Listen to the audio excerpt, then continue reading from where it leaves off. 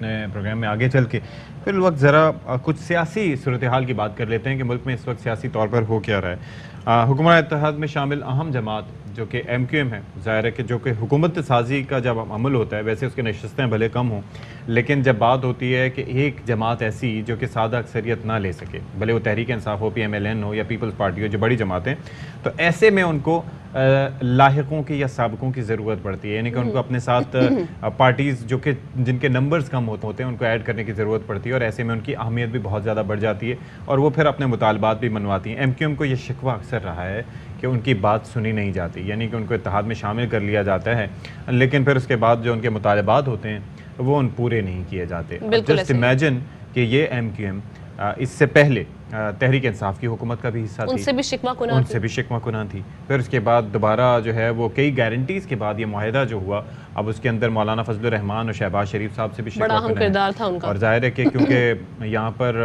Peoples party اور M Q M کے جو تعلقات ہیں وہ سب کے علم میں ہیں کہ صوبے کی سیاست کس طرح سے یہاں پر چلتی ہے، تو بڑے نازک صورت سیاسی حریف رہے تھے. اور لیکن معاہدہ جو جس بیس پر ہوا تھا، اب اسی حوالے سے کل رابطہ کمیٹی کا ایم کیو ایم کا اجلاس ہوا اور اس میں یہی بات ہوئی.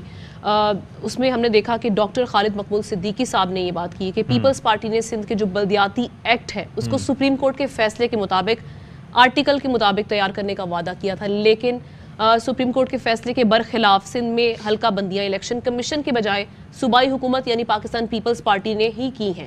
تو اب وہ یہ کہہ رہے ہیں کہ اس میں شہباز شریف صاحب جو ہیں وہ اپنے ثالث کا کردار ادا کریں.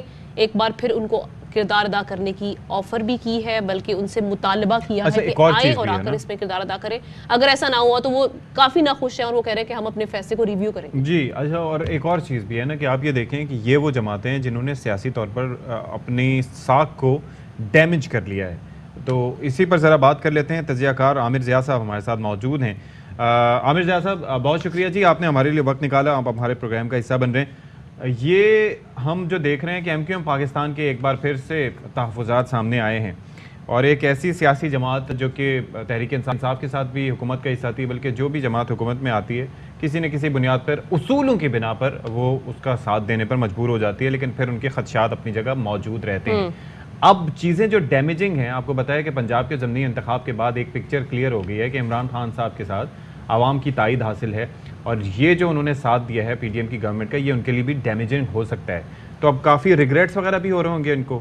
عامر ضیاء صاحب دیکھیے، صورتحال ہے کہ ایم کیو ایم بڑی مشکل میں ہے. ایک تو یہ جو آپ جس فیکٹر کا ذکر کر رہے ہیں وہ تو ہے ہی ہے، لیکن اپنے جو ایم کیو ایم کے داخلی تضادات ہیں وہ بھی بہت ان کے لیے مشکل صورتحال پیدا کر رہے ہیں. آپ یاد کیجئے کہ کچھ عرصہ پہلے جب یہ پی ٹی آئی حکومت کے ساتھ تھے، اس کو چھوڑنے سے کچھ عرصہ پہلے ہی سی ایم ہاؤس کے سامنے کراچی میں مظاہرہ کر رہے تھے پاکستان پیپلز پارٹی کے خلاف، ہے نا. وہاں پہ ان پہ تشدد ہوا، لاٹھی چارج ہوا، اور ہم نے ہے نا، اور اس کے بعد انہوں نے بڑا شور مچایا.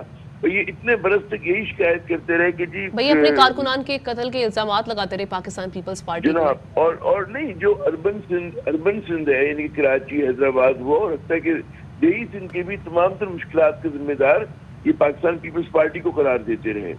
اچھا، یہ چیز جو ہے ان کے ووٹرز کے ذہنوں میں بیٹھی ہوئی ہے ایم کیو ایم کے، کیونکہ اتنے عرصے تک انہوں نے یہ سٹانس رکھا ہے. اور لوگوں نے ظاہر کہ جو کراچی میں رہتے اس کو تکلیف بھی ہوتی ہے جس طرح سے یہاں شہر کی صورتحال ہے.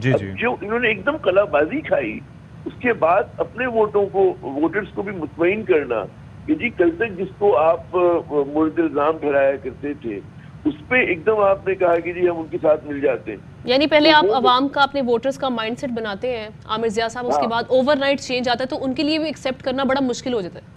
ہاں، ایک پورا طریقہ ہوتا ہے نا کہ پہلے جو ایم کیا کرتی تھی کئی عرصے پہلے لڑائی شروع کرتی تھی حکمراں پارٹی سے، اس کے بعد چھوڑا کرتے تھے.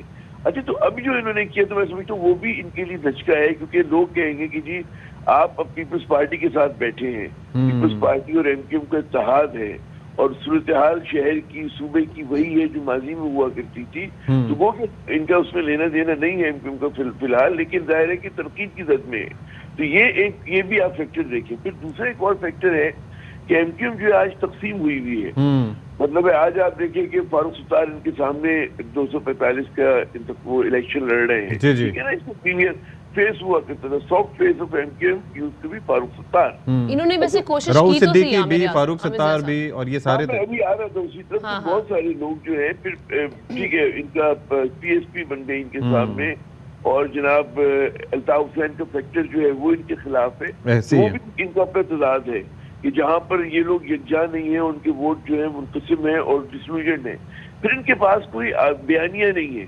पहले बयानिया एंटी पीपल्स पार्टी हुआ करता था, कोई बयानिया नहीं है। और देखिए ना, आप एथनिक ग्राउंड पे नहीं खेल रहे, आप जो है कराची और सिंध के हकूक के ग्राउंड पे नहीं खेल रहे, तो अपने भाई इनका एमक्यूएम का वोटर जो है मिडिल क्लास का है, पढ़ा लिखा वोटर है ना, वो हारी तो नहीं है कि जनाब आपने कान। अच्छा सर, एक और चक्कर भी है आमिर ज़ैसा साहब, एक और चक्कर भी है कि देखें, एक तो ये है कि जिस तरह से आपने कहा कि मुनक़सिम है, दूसरा ये है कि जो नज़रियाती एक कारकुन किसी भी जमात का होता है तो वो बाकी कोई भी चेंजेस नहीं देखता, वो महंगाई नहीं देखता, बेरोजगारी नहीं देखता, वो बस अपनी जमात की तरफ देखता है।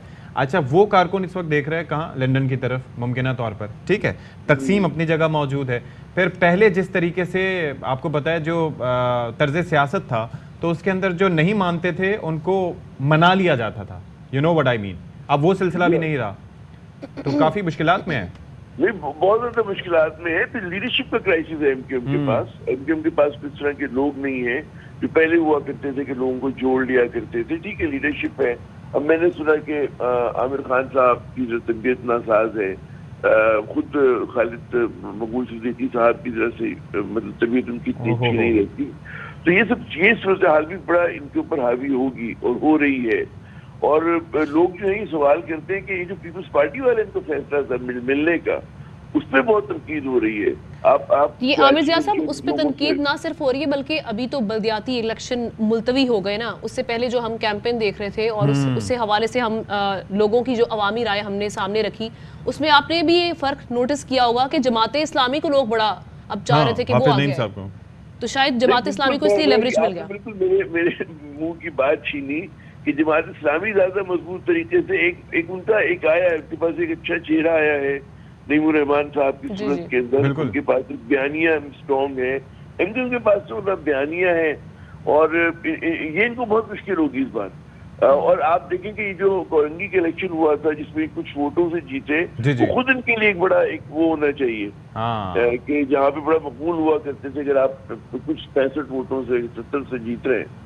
तो मैं समझता हूँ कि ये जो इंतखाबात होंगे बड़ा एमक्यूएम के लिए, जिनके शहर में तूती बोला करता था, इस बार बहुत मुश्किल होगी। अच्छा, एक और चीज़ भी है कि अब जैसे हम देखते हैं कि वसीम अख्तर साहब काफ़ी आगे हैं, तो मैं तो अभी सुन रहा होता हूँ सियासत में तो वैसे जाहिर है कि शहबाज शरीफ साहब के, जरदारी साहब के बारे में जो बयानात हैं वो सबके सामने हैं कि क्या करेंगे, घसीटेंगे, सारा कुछ है, और अब शीर शक्कर हैं। वसीम अख्तर साहब की प्रेस कॉन्फ्रेंस आज भी मुझे याद आती है और वो दिल दहलाती है, जो उन्होंने संगीन इंकशाफात किए थे, इल्ज़ामात लगाए थे। आपको भी याद होगा, अरसा तो काफ़ी गुजर चुका है, लेकिन सामने की हमारे बात, शहर को याद है, पूरे सूबे को याद है, जो इनके साथ इनके नए इत्तेहादियों ने भी याद है। ठीक है ना, तो बात ये होती कि इन्होंने अपने आप को कहीं का न रखा। अगर मजबूती से ये पीटीआई के साथ खड़े रहते, या अगर हुकूमत जा भी रही होती तो भैया निकल जाते फौरन। आपको हर रोज हुकूमत में रहना जरूरी नहीं है। आपके 2 वजारतों के चक्कर में और थोड़े छोटे मोटे फायदे के चक्कर में जो एमक्यूएम ने अपना नुकसान किया है और अपना पूरा नैरेटिव को, बयानिए को तबाह बर्बाद कर दिया है कि उन्होंने जिस तरह की मौका परस्ती दिखाई है, और उसपे मतलब है ना शहर को फायदा हुआ है इनके खिलाफबाजियों से, न इनके वोटर्स को फायदा हुआ है, न सूबे को हुआ है। ये सियासत का मकसद होता है। मकसद सिर्फ ये नहीं होता कि आप 2 वजारतें लेके बैठ जाएं। मकसद ये होता है कि आपका जो वो है स्टांस है या आपके जो मकासद है वो आप वो हासिल कर रहे नहीं कर रहे, और उसमें आप देखिए एमक्यूएम नाकाम हुई बुरी तरह। तो आमिर ज़िया साहब, आपको लगता है कि ये महज थ्रेट है, धमकियां कि चलें जी आप आ जाएं इस पर जो उनके मुतालबात हैं, या फिर ये इतना सीरियस स्टेप ले सकती है एमक्यूएम? इस पोजीशन में है एमक्यूएम को कुछ ना कुछ तो करना है कि जनाब अगर वो फर्ज करें कि जुड़े रहते इन्हीं हालात में इनके साथ जाते, जितना देर करेंगे इनकी सियासत को नुकसान है। तो मेरे ख्याल में मतलब वो कहते हैं ना कि जितना जल्दी ये फैसला करें کہ اگر آپ حزب اختلاف بن کر کھیل رہے ہو تو پھر بھی آپ کے لیے امید ہوتی ہے. پریسائزلی. مگر اس میں تو پھر بھی آپ ہو سکتے ہیں. لیکن اب it is too late I think. لیکن باقی یہ کہ ابھی بہت دیر ہو چکی ہے. اب بہت دیر ہو چکی. اچھا ایک آپ کا ذرا نقطہ نظر لینا چاہیں گے بھائی. یہ اچانک ہم اختلاف رائے کی, ایک تو اپوزیشن میں جو بھی جماعت ہوتی ہے اس کو بڑا اچھا لگتا ہے, آئی ایم شیور کہ آپ اس پہ بات بھی کر چکے ہوں گے, اس کو بڑا اچھا لگتا ہے کہ جی حکومت وقت پہ تنقید ہو رہی ہے اور ساری چیزیں ہو رہی ہیں, لیکن جیسے ہی وہ اپوزیشن حکومت کا حصہ بنتی ہے اور حکومت بن جاتی ہے تو اس کے بعد وہی میڈیا ان کو برا لگنا شروع ہو جاتا ہے اور وہی آواز ان کو چبھنے لگنے جاتی ہے اور گلے کی ہڈی بن جاتی ہے. ابھی یہ جو طرز عمل اے آر وائی کے ساتھ اپنایا گیا تو آئی ایم شیور کہ آپ کے بھی اس کے بارے میں کچھ جذبات ہوں گے. ہم چاہیں گے کہ اس کا اپنی رائے کا اظہار کریں کہ یہ کوئی طریقہ ہے کہ یہ تو دور آمریت میں مجھے تو وہ مشرف صاحب کی ایمرجنسی کا دور یاد آ گیا کہ جب 3 نومبر 2007 میں جس طرح سے پابندی لگائی گئی تھی تمام ٹی وی چینلز بھائی, یہاں پر اس طریقے سے سلیکٹیو ٹارگٹ ہو رہا ہے. نہیں, مشرف صاحب کا تو بڑا بنائن قسم کا ہوا کرتا تھا صورتحال. وہ ایسا نہیں تھا, مطلب وہ کہتے ہیں جمہوریت کے اس میں لبادہ اوڑھ کر وہ یہ حرکتیں نہیں کر رہے تھے جو آج ہو رہی ہیں. ہم بلکہ ٹی وی چینلز کو لانے والے وہ تھے. ہاں, انہوں نے تو بہت آزادی دی تھی, بڑا برداشت کیا تھا, اور ان کے خلاف تو بڑا ایک پروپیگنڈا کیمپین کی گئی تھی.